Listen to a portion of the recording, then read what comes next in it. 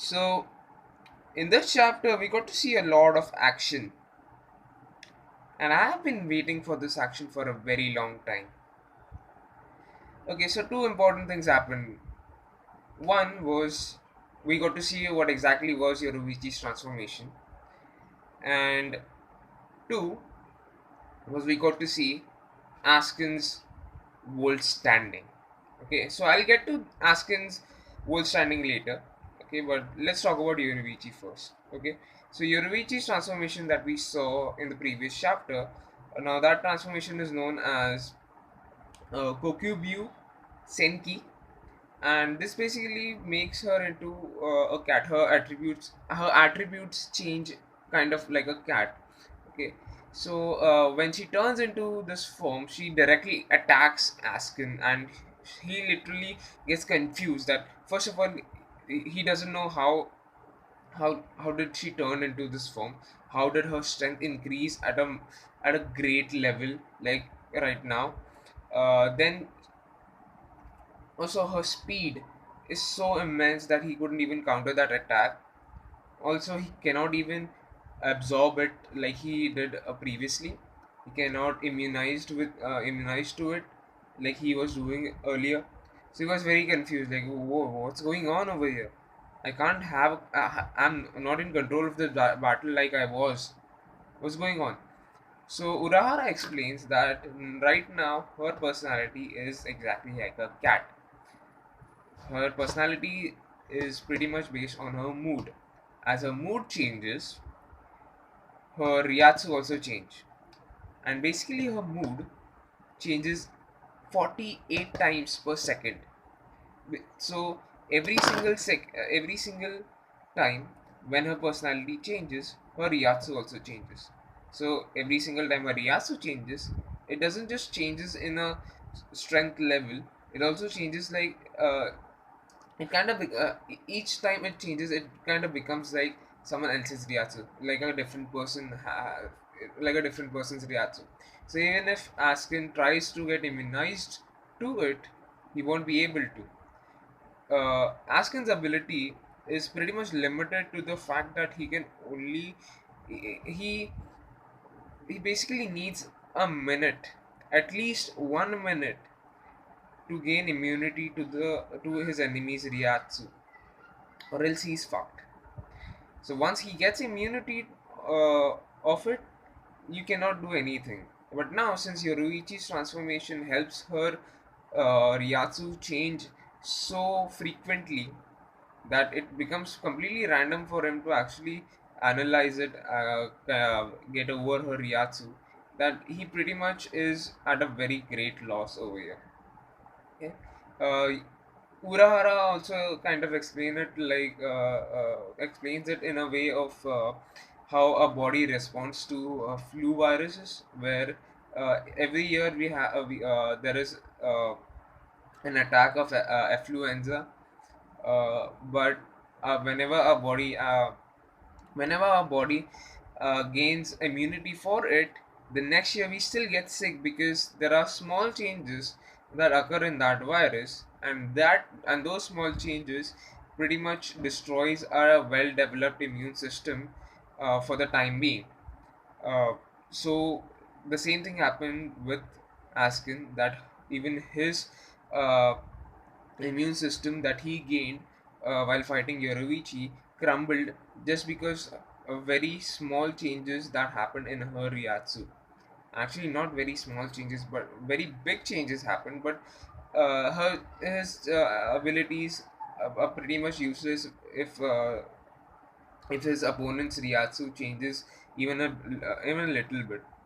So the next thing what happens is that Yoruichi is dominating him like anything. He's getting his ass kicked, and her strength is so much that even a single strike of her paw, a single strike can kill anyone. Like that's how strong she is right now. I mean, I don't know uh, why didn't she use this strength to fight Aizen, like she would have used, but we later get to see a drawback of this power. I guess that's the reason why she didn't really use it against Aizen. So her drawback is that because her ability is based on mood, and she pretty much turns into a cat. Um, Chances are that she might not be that focused into a fight, and the fight with Aizen had a very specific goal to it. They wanted to they wanted to try and stop Aizen going into Karakura town to destroy it. And in that situation, if Ruichi would have turned into that form, first of all, there was no guarantee that that form would have been strong enough to beat Aizen, especially when Aizen destroyed almost five captains over there. It is no guarantee that this form would have helped. Plus, because it's all based on her mood, it is and her human intelligence is limited in that form. It is a high risk that to take. So better not take that risk and fight what she could have fought.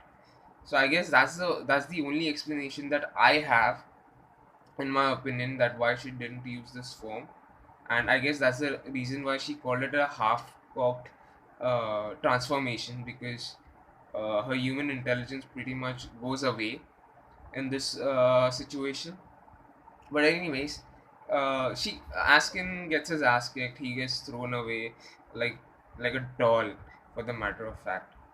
Uh, you By the end of the chapter, the 5 minutes, and actually 5 minutes, I have to say that unlike Dragon Ball Z, these 5 minutes actually go pretty fast. Uh, but anyways, so her 5 minutes run out, and she basically starts getting the effect of the poison. So Urahara says that, okay, I'll do one thing. I'll just check on Askin, whether he's dead or not, or if he's not dead, I'll get the job done, and then I'll remove the poison out of your body. So while he was going there, a huge explosion of poison occurs, and we got to see Askin's volt standing. And I have to say, Askin's volt standing kind of reminds me of atomic structures. Like, I don't know, his wings, his halo is basically kind of like, atomic structures, like this. Okay, can't really show you with my fingers. That would be kind of weird, but yeah. So these two things happen. Now, as far as the chapter goes, it kind of is a bit repetitive. I mean, we have seen this happening with Shunsui, where he is pretty much dominating like hell. But then when Lilia transformed, he pretty much got in trouble. But then Nana had to step in and do something about it. I guess something is going to happen, and of course, uh, in my previous review, I did said that uh, the chances of Yoruichi uh, making Askin go into this form is very likely, that she will force Askin to go into his whole standing. But the time when that happens, she might those 5 minutes might run out, and maybe now Urahara gets into for the. I hope that Urahara gets into this fight.